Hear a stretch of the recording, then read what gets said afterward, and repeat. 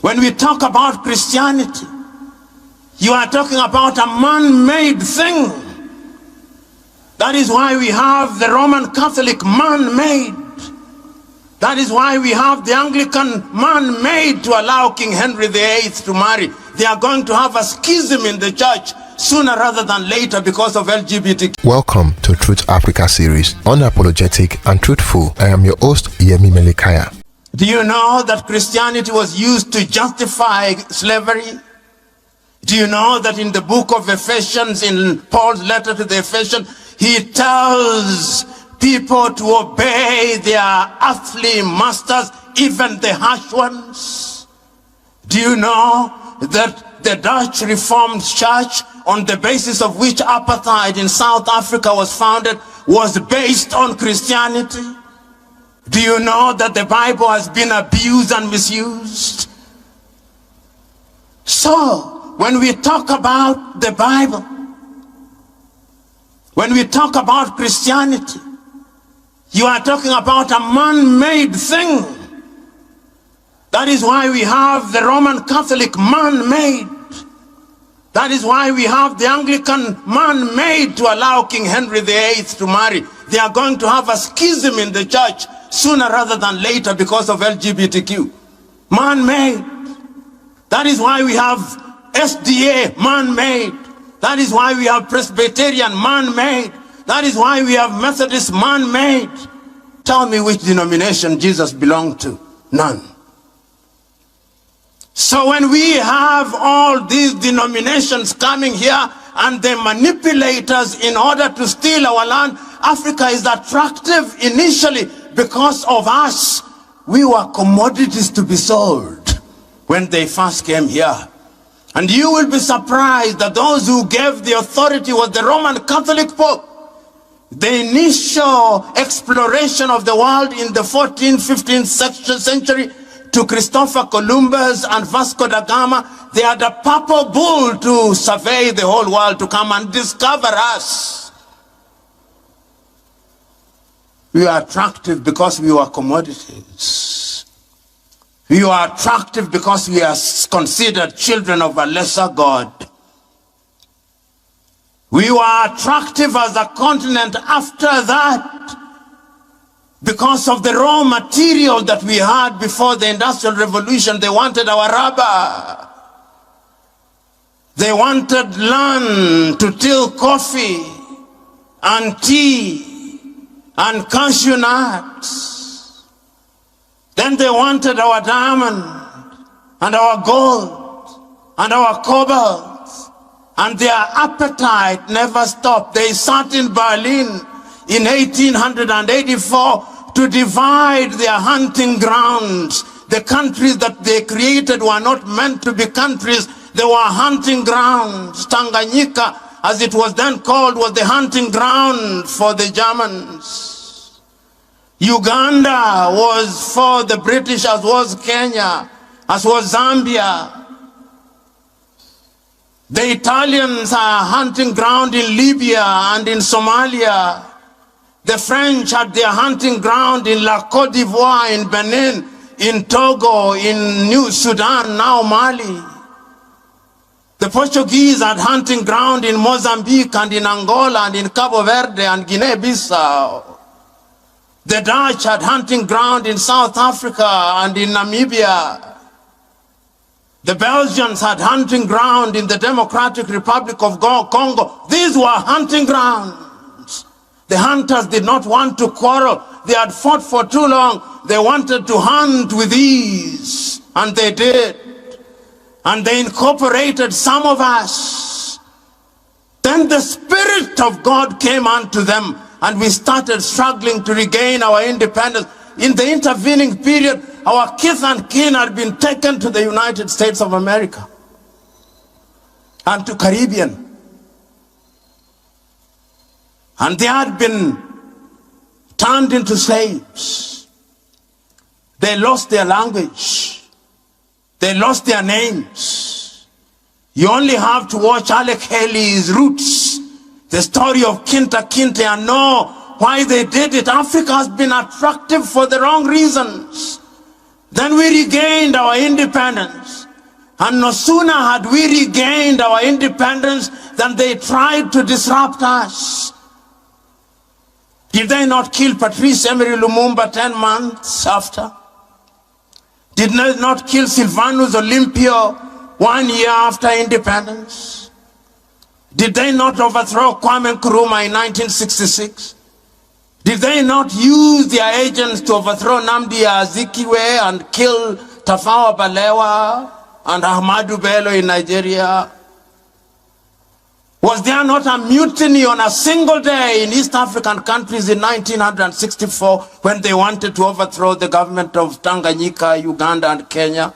They were here, the colonialists, because they had lost their hunting grounds and they were coming back. Did they not mount coups in order to regain their hunting grounds? Africa is attractive because of our resources. And if we do not wake up, we will be manipulated. We are now a hunting ground, even as I speak, because a disunited Africa is good for other civilizations. A disunited Africa is good for Europe.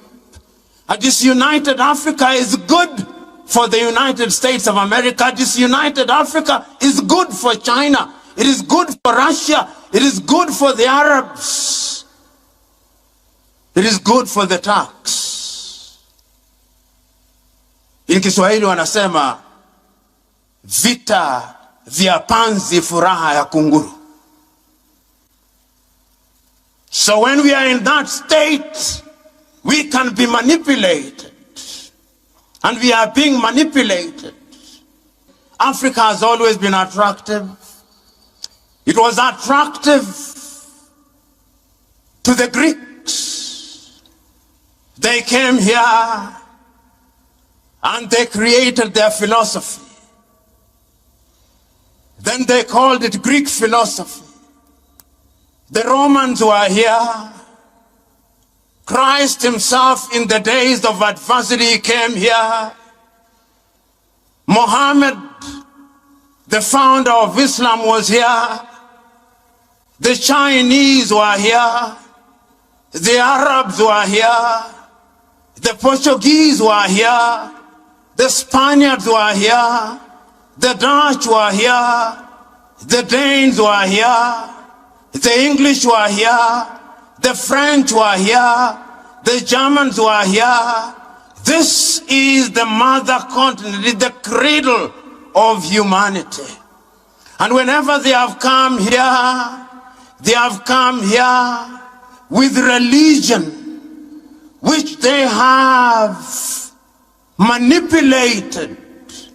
And I want to submit and agree with Desmond P.L.O that God is not a Christian. No, God is not a Christian.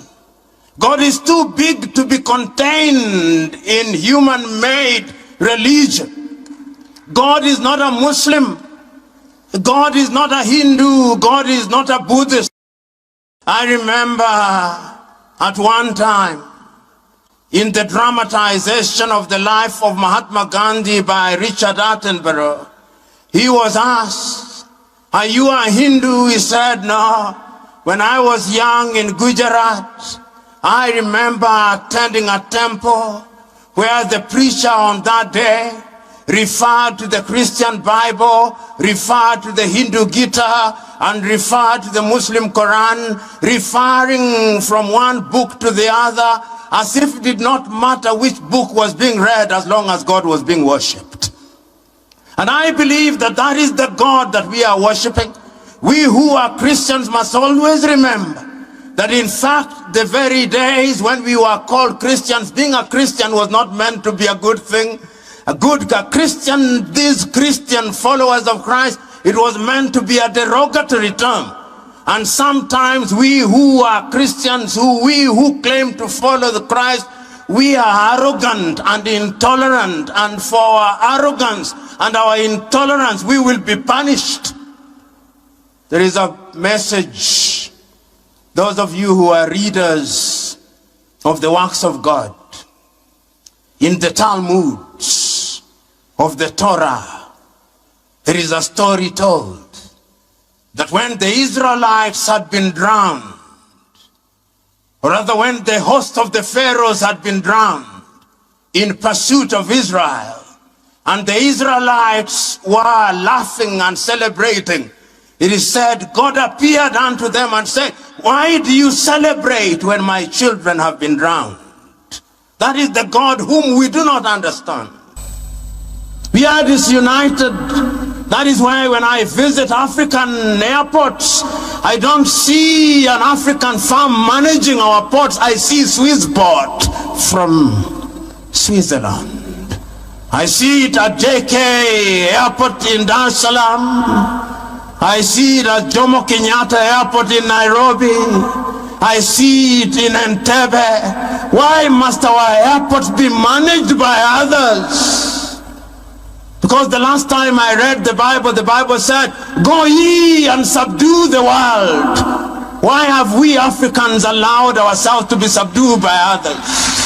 Why are we children of a lesser God?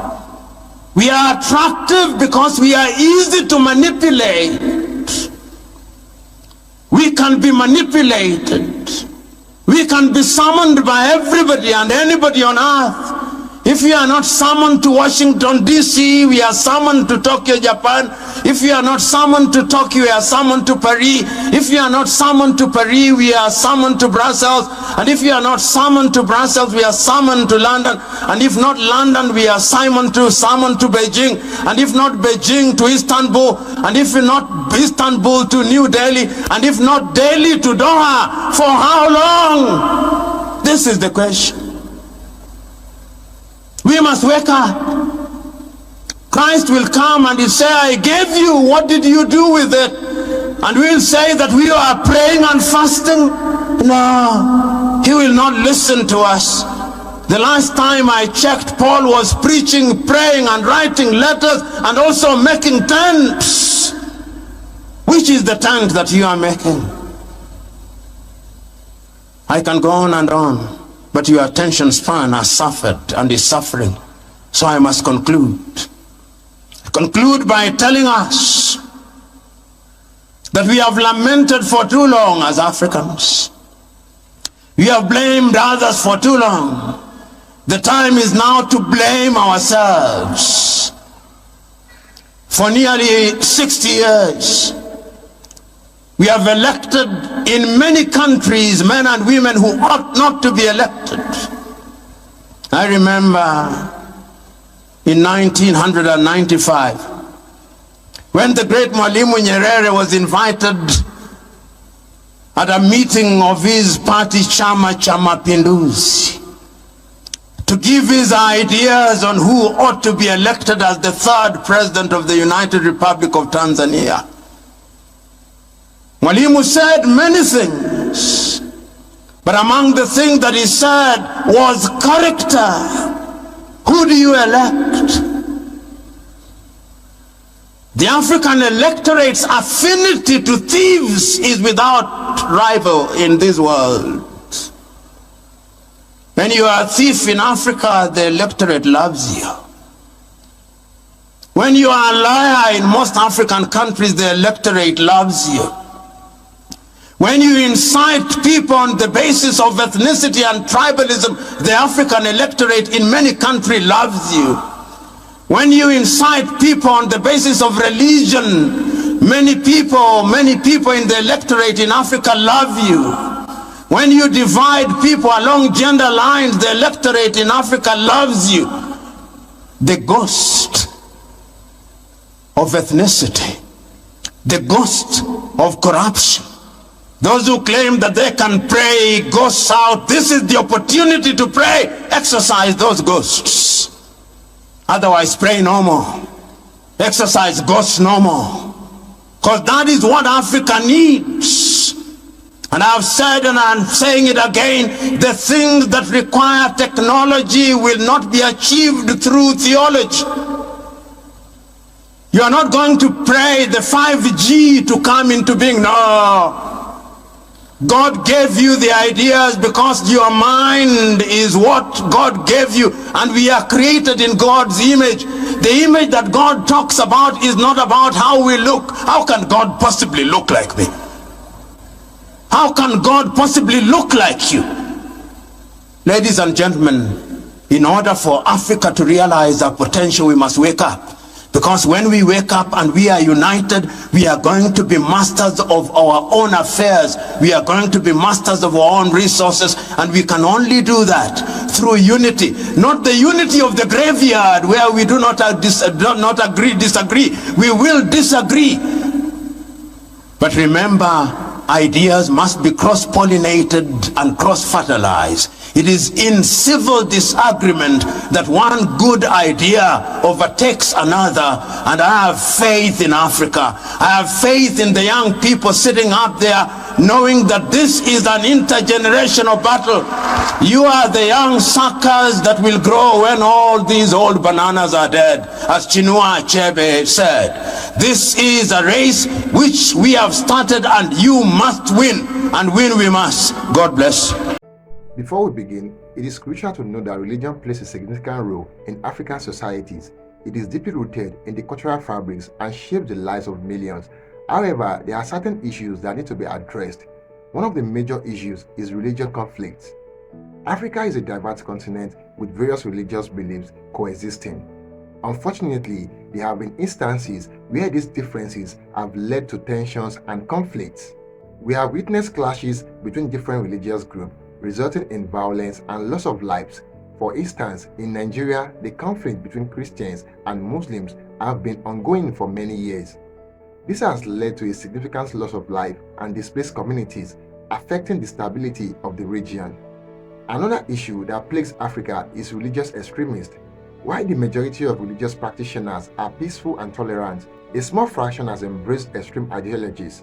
Such extremism gives rise to radicalized groups, spreading hate and inciting violence in the name of religion. The notorious Boko Haram in Nigeria and Al-Shabaab in East Africa are prime examples. These extremist groups have carried out devastating attacks, causing immense sufferings to the local populations and hindering development efforts in affected regions. Additionally, there is a lack of religious tolerance in certain areas.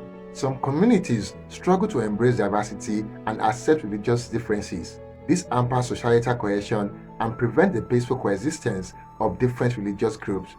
A notable example is the discrimination faced by religious minorities in certain countries. Practices such as marginalization, restrictions on religious freedom, and exclusion from social and political opportunities are obstacles to harmonious society. Lastly, religion in Africa is sometimes exploited for personal gain and manipulated by certain individuals or groups. Some religious leaders take advantage of people's devotion and exploit it for financial or political purposes, thereby eroding the trust and faith of believers. As we conclude this video, it is important to acknowledge that these issues are not exclusive to Africa. Religious conflict, extremism, intolerance, and exploitation exist worldwide. However, it is vital to address this concern in order to promote peace, unity, and respect for religious diversity. We hope that through discussions like this, we can raise awareness and encourage dialogues that promote understanding and cooperation among different religious groups in Africa. It is only by recognizing and addressing these issues that we can create a more inclusive and harmonious society. And there you have it, guys. Kindly share your opinion in the comment box below, and do not forget to like this video so YouTube can share this video with more people like you. Until next time, cheers and have a good one.